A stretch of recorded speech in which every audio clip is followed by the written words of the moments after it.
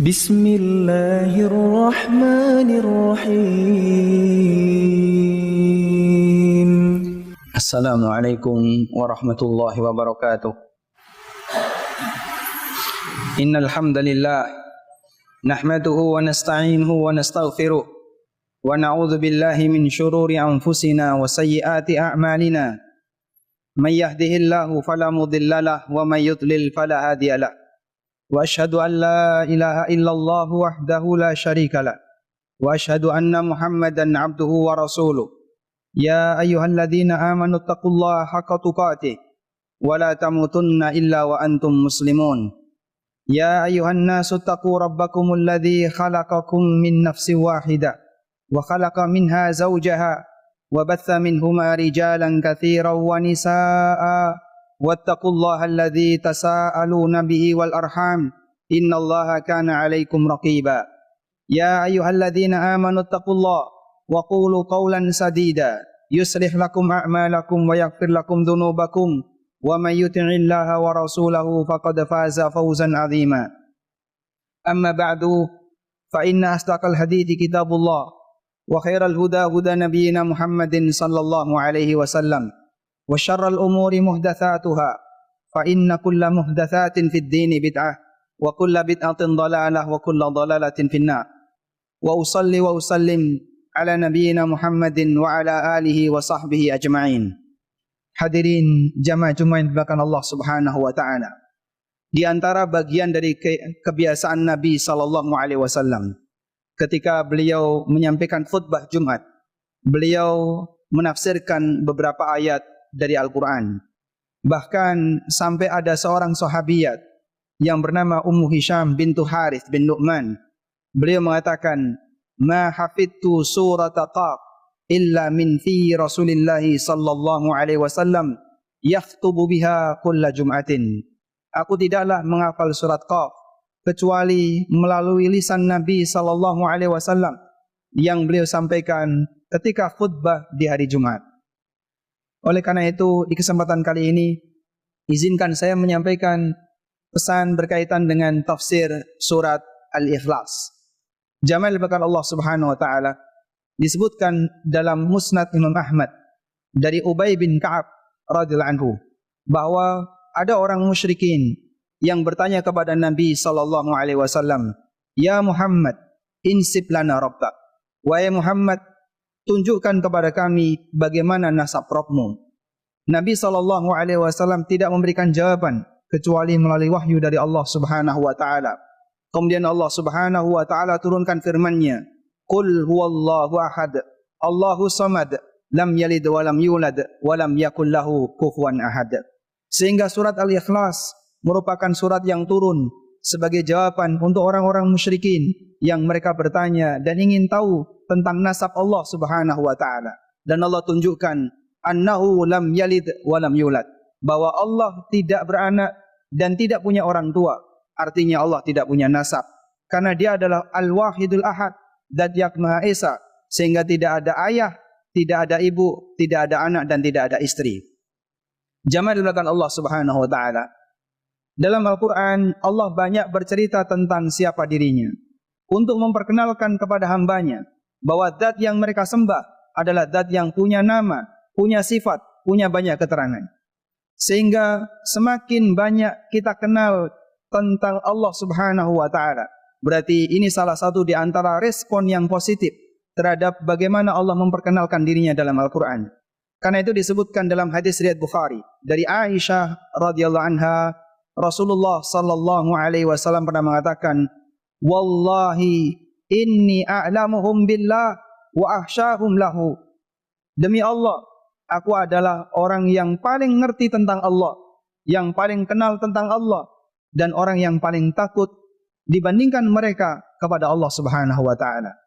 Sehingga salah satu di antara dampak positif manusia yang mempelajari tentang nama dan sifat Allah yang Allah sebutkan dalam Al-Quran maupun hadis yang sahih, maka dia akan memiliki bentuk pengagungan kepada Allah, lebih mengenal Allah dan lebih takut kepada Allah Subhanahu wa taala. Karena itulah jamaah dimuliakan Allah, tauhid asma wa sifat dan pembicaraan masalah nama-nama Allah dalam Al-Quran memiliki kedudukan yang lebih istimewa dibandingkan dengan pembahasan yang lainnya. Kita tahu bahwasanya semua isi Al-Quran adalah firman Allah. Dan Al-Quran membicarakan banyak hal. Ada yang membahas tentang masalah makhluk, ada yang membahas tentang masalah hukum, dan juga ada yang menyebutkan tentang Allah Subhanahu wa Ta'ala. Dan isi Al-Quran yang membahas tentang Allah, derajatnya lebih tinggi tingkatannya dibandingkan isi Al-Quran yang membahas tentang makhluk dan yang lainnya. Karena itulah jika kita perhatikan bahwa surat maupun ayat yang di situ membahas tentang Allah memiliki nilai keistimewaan. Nabi SAW menyebutkan tentang keistimewaan surat Al-Ikhlas, sebagaimana disebutkan dalam hadis dari Abu Sa'id Al-Khudri radhiyallahu anhu yang diriwayatkan oleh Bukhari. Ada sebagian sahabat yang dia sering mengulang-ulang pembacaan surat Al-Ikhlas.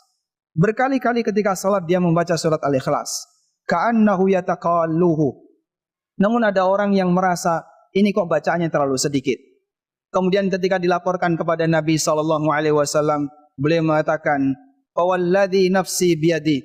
Demi zat yang jiwaku berada di tangannya. Innaha la ta'dilu thulutsal Qur'an. Sesungguhnya qul huwallahu ahad itu nilainya sama dengan sepertiga Al-Quran.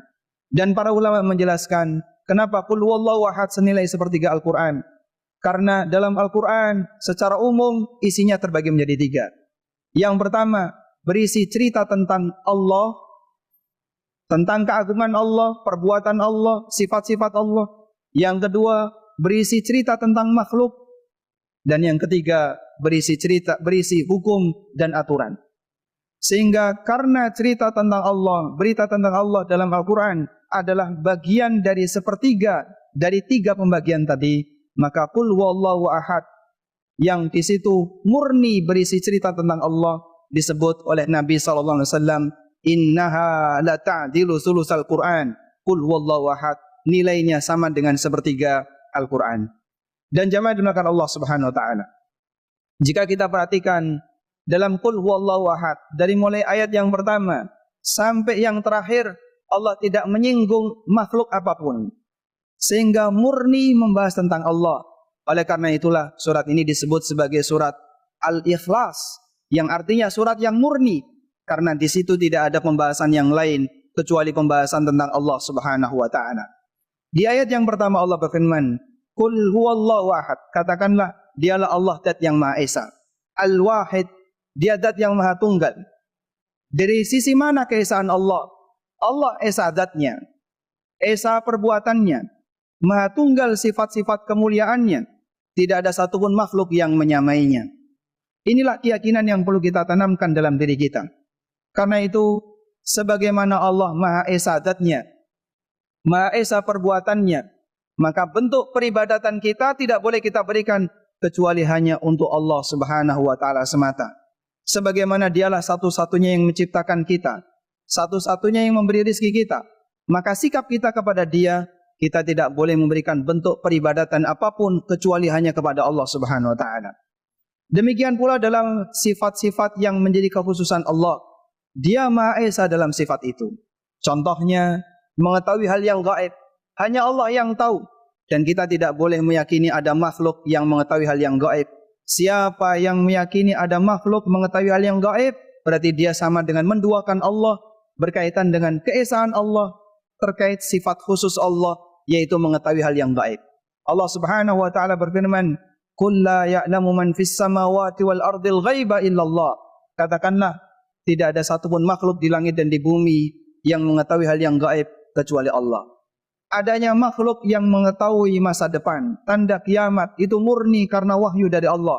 Sebagaimana yang Allah firmankan dalam Al-Quran, alimul ghaibi wala yudhiru ala ghaibi ahada illa man irtada min rasulin. Dialah zat yang mengetahui hal yang gaib, dan tidak pernah Allah membocorkan hal yang gaib ini kepada siapapun kecuali di kalangan para rasul yang dipilih oleh Allah Subhanahu wa Ta'ala, yang diridai oleh Allah. Maka kalau ada orang punya keyakinan tokoh tertentu mengetahui hal yang gaib, weruh sak turungi winara, dia tahu sebelum diberitahu, maka hakikatnya keyakinan semacam ini adalah penyimpangan dari dua sisi. Pertama, berarti dia meyakini orang itu adalah rasul, dan itu mustahil ada nabi setelah Nabi Muhammad SAW. Atau yang kedua, dia memberikan hak Allah kepada selain Allah, dan itu adalah perbuatan kesyirikan. Allahus Samad, dan dialah Zat As-Samad. As-Samad maknanya adalah la hajata ilal makhluk li'annahu ghani. Gak butuh satupun makhluk, karena dia Zat yang maha kaya. Diterjemahkan dalam bahasa kita sebagai tempat bergantung, karena seluruh makhluk membutuhkan dia, sementara dia tidak butuh makhluknya. Dialah Zat As-Samad, karena dia adalah Zat yang memberikan semua kecukupan bagi para hambanya. Dan Allah Subhanahu wa ta'ala sepeser pun tidak butuh hambanya. Karena itulah jamaah yang belakang Allah, ketika kita beribadah, Allah enggak butuh ibadah kita. Saat kita berbuat taat, Allah enggak butuh ketaatan kita. Li'annahu ghaniyun 'anil alamin, karena dia tidak butuh seluruh alam. Sehingga kita mau berbuat taat maupun isinya maksiat, semuanya akibatnya akan kembali kepada diri kita masing-masing. Li'annahu samad, karena dia adalah Zat yang maha as-samad. Lam yalid wa lam yulad, dia tidak beranak dan tidak diberanakkan. Sehingga Allah Subhanahu wa ta'ala tersucikan dari keberadaan anak. Siapa yang mengatakan Allah punya anak, Allah murka besar. Sebagaimana Allah firmankan di surat Maryam, takadus samawati yatafattarna minhu wa tanshaqqul ardu wa takhirrul jibalu hadda an da'u lirrahmani walada. Hampir saja langit turuntuh, bumi pecah, gunung terbang, gara-gara ada orang yang mengatakan an da'u lirrahmani walada, bahwa Ar-Rahman punya anak. Sehingga agama yang mengajarkan bahwa Allah punya anak, ini adalah kejahatan yang sangat besar di hadapan Allah Subhanahu wa ta'ala. Karena itu kaum muslimin tidak pernah ridha sampai mati kepada siapapun yang mengatakan Allah punya anak. Karena ini adalah kejahatan kepada Allah Subhanahu wa ta'ala, dan Allah sangat murka dengan ucapan semacam ini. Maka kita perhatikan, setiap kali ada keyakinan Allah punya anak, Allah selalu iringi dengan kalimat Subhana. Allah tersucikan dengan itu. Maha suci dia dari keberadaan adanya anak pada Allah Subhanahu wa ta'ala.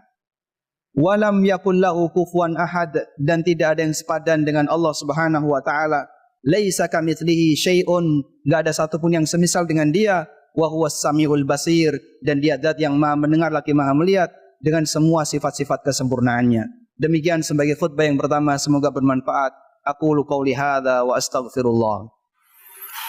Alhamdulillah wa kafa, wassalatu wassalamu ala rasulil mustafa wa ala alihi wa sahbihi wa mawala. Wa ashhadu an la ilaha illallah wahdahu la syarika lah, wa ashhadu anna Muhammadan abduhu wa rasuluh. Ya ayyuhalladzina amanu taqullaha haqqa tuqatih wa la tamutunna illa wa antum muslimun. Hadirin yang dimuliakan Allah, berdasarkan firman Allah, walam yakun lahu kufuwan ahad, dan tidak ada yang sekufu, yang sebanding, yang sepadan dengan Allah. Maka para ulama memberikan satu kaidah, bahwa sebuah perbuatan terhitung sebagai syirik besar apabila bentuknya adalah taswiyatu ghairillahi billah fi syai'in min khasaisillah, menyamakan selain Allah dengan Allah dalam hal yang menjadi kekhususan bagi Allah, dalam hal yang menjadi hak prerogatif Allah. Karena tidak ada yang sepadan dengan Allah Subhanahu wa ta'ala. Maka perbuatan kesyirikan itu melanggar seluruh isi Al-Quran. Karena isi Al-Quran mengajarkan kepada kita untuk menjadi hamba yang bertauhid. Seluruh perbuatan kesyirikan melanggar isi Taurat dan Injil. Karena kitab ini diturunkan oleh Allah untuk membimbing manusia dalam melaksanakan tauhid. Dan siapapun yang melakukan praktek kesyirikan, menduakan Allah dengan makhluk apapun, hakikatnya dia telah berbuat zalim kepada Allah Subhanahu wa ta'ala. Karena itu Allah nyatakan dalam Al-Quran, inna syirka la zulmun azim. Sesungguhnya syirik adalah kezaliman yang besar. Karena meletakkan hak Allah diberikan kepada makhluk. Karena itulah zaman bahkan Allah, kesyirikan adalah perbuatan jahat yang paling puncak di muka bumi ini. Kriminal yang paling besar. Karena ini menyangkut hak Rabbul Izzah yang menciptakan seluruh hamba. Sehingga tidak ada pelaku kriminal yang lebih jahat dibandingkan orang-orang musyrikin. Maka zaman belakang Allah, Nabi SAW memberikan ancaman yang sangat berat bagi orang-orang musyrikin. Demikian pula Al-Quran.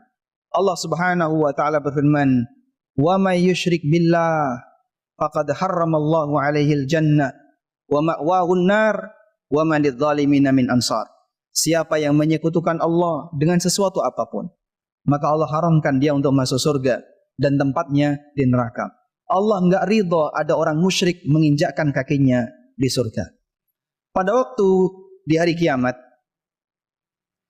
terjadilah pertemuan antara Nabi Ibrahim dengan ayahnya. Ayahnya musyrik dan Ibrahim seorang nabi. Maka dia meminta kepada Allah Subhanahu wa taala, "Rabbi, innaka qad wa'adtani alla tukhzini yauma yub'atsun." Ya Allah, bukankah Engkau telah menjanjikan untukku bahwa Engkau tidak akan membuatku sedih ketika manusia dikumpulkan, yaitu di hari kiamat. Wa ayyul khizyi akhza min abil abad. Kesedihan mana lagi yang lebih parah dibandingkan ketika aku dijauhkan dari bapakku? Maka Allah Subhanahu wa taala berfirman menjawab permintaan Ibrahim, "Inni haramtul jannata 'alal kafirin." Aku haramkan surga untuk diinjak oleh orang-orang kafir, oleh orang-orang musyrikin. Sehingga sekalipun seorang nabi berusaha untuk menyelamatkan ayahnya yang musyrik, enggak dikabulkan oleh Allah Subhanahu wa taala. Pikirkan baik-baik kaum muslimin berkaitan dengan masalah keselamatan akidah dan tauhid kita, karena taruhannya adalah keabadian. Apakah menjadi orang yang abadi dapat nikmat, ataukah sebaliknya abadi di dalam adab. Kita mohon kepada Allah Subhanahu wa taala, semoga Allah membimbing kita untuk menjadi hambanya yang selalu berada di atas jalan tauhid. Allahumma salli ala Muhammad wa ala ali Muhammad kama sallaita ala Ibrahim wa ala ali Ibrahim innaka Hamidum Majid. Allahumma ighfir lil mu'minina wal mu'minat wal muslimina wal muslimat al ahya'i minhum wal amwat innaka sami'un qaribun mujibud da'awat ya qadiyal hajat ya musarrifal qulub sarrif qulubana ala ta'atik ya muqallibal qulub tsabbit qulubana ala dinik. Rabbana atina fid dunya hasanah wa fil akhirati hasanah wa qina adzabannar. Wa sallallahu ala nabiyyina Muhammadin wa ala alihi wa sahbihi wa sallam. Wa akhiru da'wana anil hamdulillahi rabbil alamin. Wa qumu ila salatikum.